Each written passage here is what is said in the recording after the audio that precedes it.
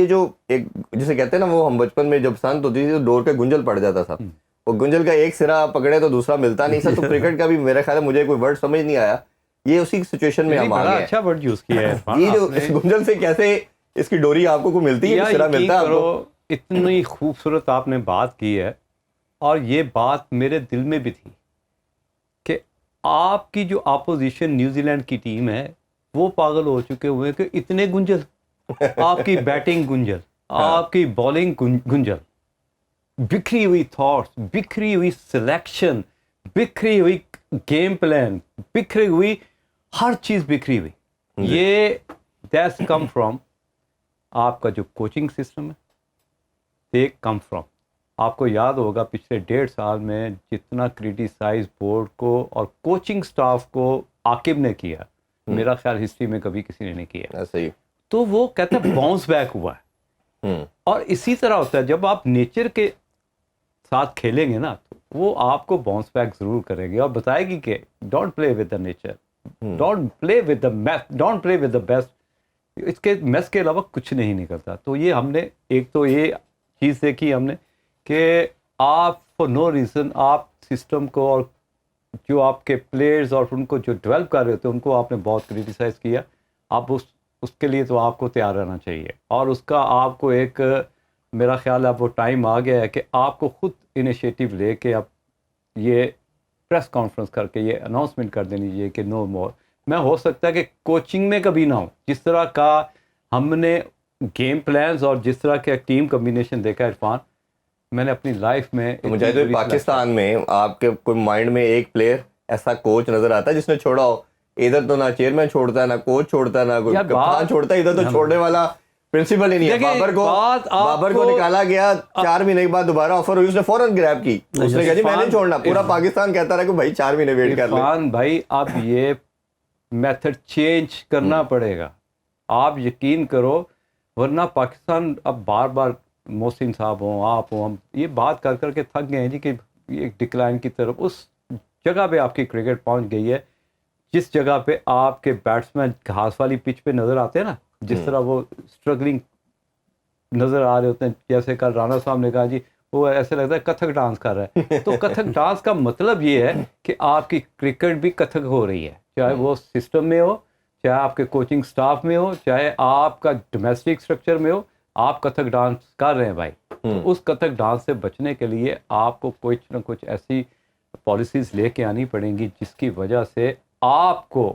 نو فیوریزم, accountability پہ آنا پڑے گا, نو فیوریزم کو زیرو ٹالرنس پہ جانا پڑے گا. اگر اس طرح کے فارمولاز لے کے آؤ گے تو شاید آپ کی کرکٹ بچ جائے. اکاؤنٹبلٹی کا سسٹم تو مسٹ ہونا چاہیے. اس پہ ہم ذرا ابھی ڈیٹیل میں گپ لگاتے ہیں اور کچھ چیزوں پہ ہم کوشش کریں گے کل بھی بات کریں, لیکن آج تھوڑا سا میگا سیریز پہ ہم رو لیتے ہیں.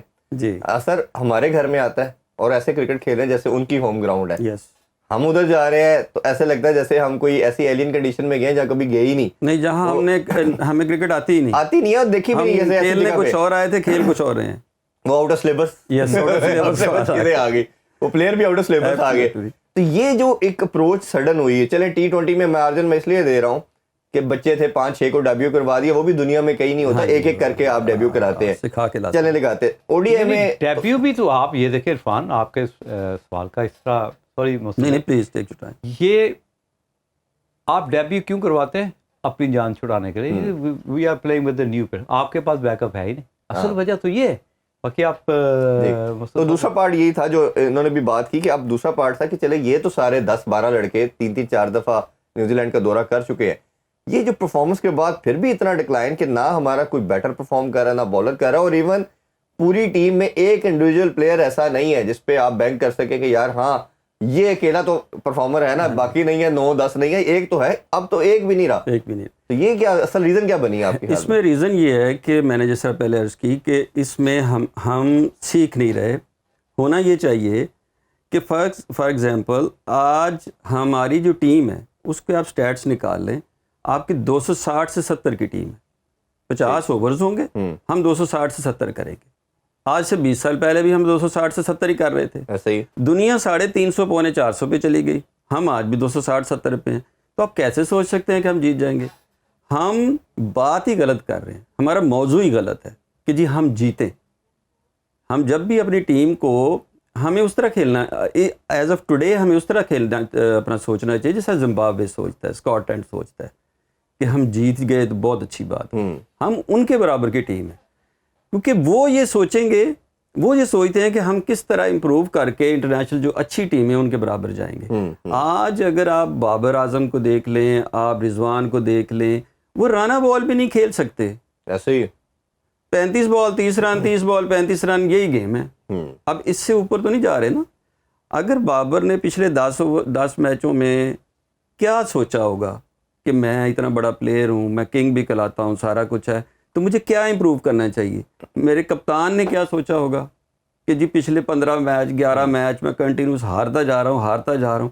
آپ کو کہاں تبدیلی نظر آئی؟ کسی مینجمنٹ نے کوئی تبدیلی کی, کھیلنے کے سٹائل میں کوئی تبدیلی آئی, کسی بندے نے اس کو علیحدہ سے کیمپ کیا ہو کہ یہ 4 لڑکے ہم پرفارم نہیں کر رہے. اپنے 40-50 کیے ہیں سر. وہ 50 ہی کرنے جاتے ہیں. وہی جو کرتے آ رہے ہیں انہوں نے وہی کیا ہے. وہ 50 کرتے ہیں, 260 ہوگا. تو اگر آپ سمجھے کہ 260-70 پہ آپ میچ جیت سکتے ہیں, آج ہم نے 220-21 کیا ہے, 221 کیا ہے. آپ 42 اوور میں وہی 260 ہی ہونا تھا اگر وہ 50 پورے کھیلتے. تو ہم 260-70 کے سائیکل سے جب امپروو نہیں کریں گے, ہمیں کوچنگ نہیں کی جائے گی. ہمیں سب سے پہلے یہ امپورٹنٹ بات بتا رہا ہوں کہ ہمیں یہ ماننا پڑے گا کہ ہم ان پڑھ ہیں اور ہم دنیا سے پیچھے کھڑے ہوں گے, دنیا ہم سے آگے نکل گئی. یہ تو سر جو آپ بات کر رہے ہیں نا سر, یہ 2013-14 میں جب مصباح الحق کپتان تھا نا ہمارے, اس ٹائم یہ مائنڈ سیٹ چینج ہوا, دنیا کرکٹ 300 پہ جانا شروع ہوئی, اور اس ٹائم مصباح الحق جو اس کی ٹیم تھی وہ 230-40 کرکٹ کھیلتی تھی. نہیں دیکھو آج جو جرنی ہم نے کیا, درمیان میں 3-4 سال کا فیز ایسا تھا جب سرفراز کپتان تھا, تو پاکستان چیمپئن ٹرافی جیتا, اس کے علاوہ T20 میں ہم 2 سال نمبر 1 رہے. اس ٹائم آپ نے تھوڑی ماڈرن ڈے کرکٹ کو کیچ اپ کرنے کی کوشش کی, اور پھر اسی سسٹم نے جو 230-40 والا تھا, جب وہ مینجمنٹ میں آئے, انہوں نے پہلا کام یہ کیا کہ سرفراز کو ہٹا دیں. اور وہی پھر یہ جو لوگ پوری پاور دیتے رہے, ان کو پاور دیتے رہے, انہوں نے آ کے جو میں نے شروع میں بات انٹرو میں کی کہ ایک دم یہ ڈیزاسٹر نہیں ہوتا, یہ پچھلے 3-4 سال کا ملبہ ہے جو اب آپ پہ گرا. جتنے یہ کپتان اور جتنے بھی ساری ہے, ایک گروپ ہے.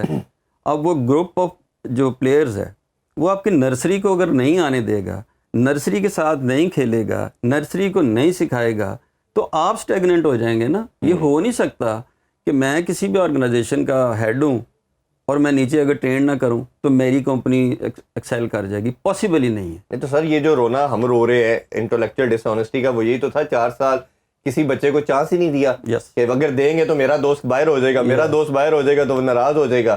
اور آپس میں وہ جو کبھی ہیش ٹیگ چل رہا ہے, سوچنا بھی منع ہے. اور شاداب کو کپتان بنایا گیا, اس نے افغانستان کی سیریز آپ کو یاد ہوگی, سیٹھی صاحب نے کہا کہ چلیں ان کو توڑتے ہیں کسی طرح, تو اس نے پہلا میچ ہارنے کے بعد کیا, دیکھا آپ نے سینئر کو باہر بٹھا دیا, یہ ہماری اوقات ہے. یہ اب امیجن کریں کہ سوچ کا لیول کیا تھا. آپ بتائیے, یہ آج سے میچ پہ بھی تھوڑا ذکر کر لیتے ہیں. یہ ہم ہارے تھے, آپ کو پتا تھا کہ مشکل کنڈیشن ہے, سب کچھ ہے, اس پہ ہم T20 بھی ہار چکے تھے.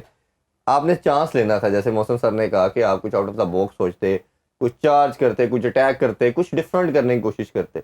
وہی ایک ٹریڈیشنل کرکٹ اسی طرح ہی بیٹر آ کے بیٹنگ کر رہا ہے, وہی 80-90 کے اسٹرائک ریٹ کے ساتھ, اور بالر بھی اسی طرح اسی لینتھ پہ اینڈ میں مار. اسکرپٹ تو اب تو اسکرپٹ یاد ہو گیا,